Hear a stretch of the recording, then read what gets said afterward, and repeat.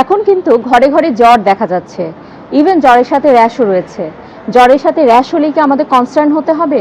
সাথে কি অবশ্যই অ্যান্টিবায়োটিক খেতে হবে? চলুন আজকে আমরা জ্বর এবং র্যাশ সম্পর্কে জানি পারি। প্রথমে হলো ডেঙ্গু। আপনারা জানেন এই সময়টা যেহেতু খুব বৃষ্টি হচ্ছে, এই বৃষ্টিস্নাত দিনগুলোতে ডেঙ্গুর প্রকোপ কিন্তু অনেক বেড়ে যায় এবং ডেঙ্গুর উপসর্গগুলোর মধ্যে আমরা বলে থাকি জ্বরের সাথে থাকবে র্যাশ।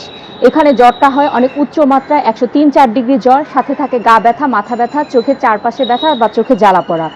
এই সময় গায়ে র্যাশ দেখা যায়। প্রথম দিকে ডেঙ্গুর যে র্যাশটা থাকে সেটি লালচে আকারে ছোট ছোট সারা শরীরে র্যাশ থাকে। আস্তে আস্তে 3-4 দিন বা 5 দিনের মাথায় অনুচক্রিকা বা প্লেটলেট কমে গিয়ে গায়ে কিন্তু ছোপ ছোপ দাগ দেখা দিতে পারে, যেটাকে আমরা ডেঙ্গু হেমোরেজিক ফিভার বলে থাকি।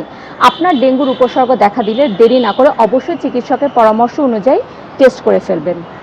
দ্বিতীয় যে রোগটি ইম্পর্টেন্ট সেটি হলো হাম। এই সময় কিন্তু বাচ্চাদের শরীরে বা ইভেন বড়দের ক্ষেত্রেও শরীরে হাম দেখা দিতে পারে। হামের উপসর্গ কি হয়? জ্বর থাকে, জ্বরের সাথে চোখ দিয়ে পানি পড়া, চোখে জ্বালা পড়া, গলা ব্যথা, কাশিও থাকতে পারে।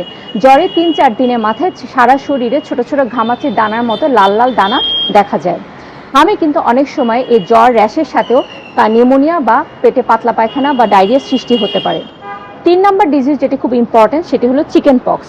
এই সময় কিন্তু আমরা ভ্যারিসেলা জোস্টার বা চিকেন পক্সেরও অনেক প্রাদুর্ভাব দেখি। বয়স্ক এবং বাচ্চা, শিশু যে কেউ বয়সে কিন্তু অ্যাফেক্টেড হতে পারে। এখানে জ্বরের সাথে গায়ে যে র্যাশগুলো থাকে গোল গোল হয় এবং সেখানে পানিপূর্ণ বা তরলপূর্ণ হতে পারে, কোনোটা আবার পেকে যেতে পারে। সাধারণত র্যাশ শুরু হয় 7-8 দিনের মাথায় এগুলো শুকিয়ে যাওয়া শুরু করে, সেখানে কিন্তু অনেক সময় সেকেন্ডারি ব্যাকটেরিয়াল ইনফেকশন হতে পারে। 4 নম্বর যে অসুখটি খুব গুরুত্বপূর্ণ সেটি হলো টাইফয়েড। দূষিত খাবার, পানি অথবা খাবারের সাথে কিন্তু টাইফয়েডের জীবাণু আপনার শরীরে প্রবেশ করতে পারে। টাইফয়েডের জ্বরটা কেমন হয়? এটি ময়ের মতো করে প্রথমে অল্প অল্প থেকে আস্তে আস্তে বাড়তে পারে। প্রথমে রুগী বলে থাকে অল্প অল্প জ্বর ছিল, আস্তে আস্তে এখন তীব্র জ্বর হচ্ছে, 103-4 ডিগ্রি জ্বর উঠে যাচ্ছে, গায়ে কাঁপুনি সহ। এই জ্বরের সাথে পাতলা পায়খানা, ইভেন পায়খানা শক্ত হয়ে যাওয়া, গায়ে র্যাশও দেখা দিতে পারে। আপনার যদি উপসর্গ টাইফয়েডের সাথে মিলে যায় তাহলে অবশ্যই চিকিৎসকের পরামর্শ অনুযায়ী ব্লাড কালচার টেস্টটি করে ফেলবেন।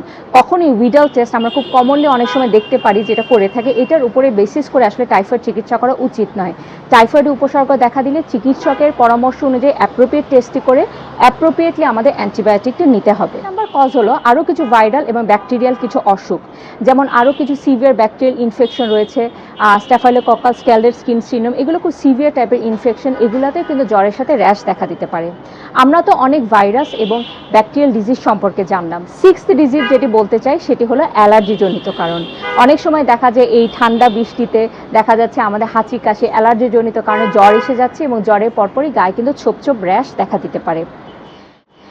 এই 6টি কারণ ছাড়াও আরও কিছু কারণ রয়েছে যে কারণে জ্বরের সাথে র্যাশ দেখা দিতে পারে, যেমন এসএলই, মেনিনজাইটিস, নিউমোনিয়া, যেগুলো আসলে খুব সিভিয়ার টাইপের ইনফেকশন। অনেক সময় কিন্তু এগুলো থেকে আমাদের শরীরে ছোপ ছোপ দাগ দেখা দিতে পারে।